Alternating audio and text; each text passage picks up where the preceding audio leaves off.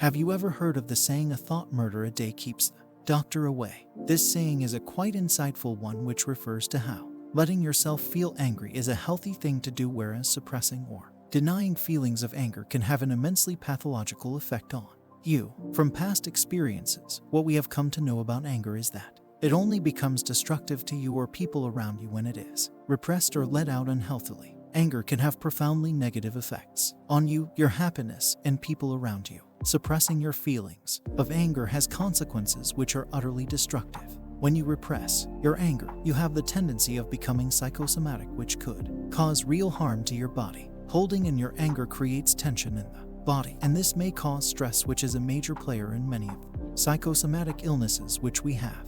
Based on research done in the past, there has been substantial evidence to prove that suppressing anger can be the precursor to cancer development in the body and may also inhibit progress even after the cancer has been diagnosed and is being treated. There are so many effects anger could have on your health. Let's examine some of these effects. Heart problems. Anger puts you at great risk of having a heart attack. The risk of having a heart attack doubles whenever you have an outburst of anger. When you suppress your anger or express it through an unhealthy outlet, the effect goes directly to your heart, meaning it could lead to heart problems. In fact, a study has shown that people with anger disorders or volatile anger are more likely to have coronary disease more than people who show less signs of anger. However, constructive or positive anger is in no way related to any heart problem. It could even be very good for your health. Weak immune system. Getting angry all the time can actually weaken the immune system, making you prone to more and more illnesses, as a study has confirmed.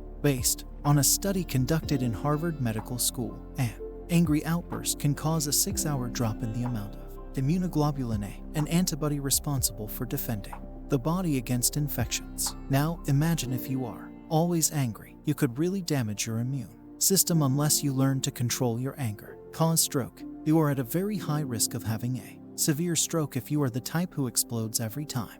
Volatile and habitual anger increases your possibility developing a stroke, ranging from a slightly mild blood clot to the brain to actual bleeding in the brain. Increase anxiety. Experiencing anxiety at one point or the other is a normal thing, but anger can actually worsen your anxiety if care is not taken.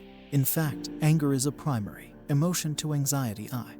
Your anxious feelings may be due to underlying anger problems. Anger increases the symptoms of generalized anxiety disorder, which is an extreme case of anxiety. People with GAD have higher levels of repressed, internalized, and unexpressed anger, which contributes to the development of GAD symptoms. This can be quite destructive. Causes depression. Anger increases anxiety, which can in turn result in clinical depression.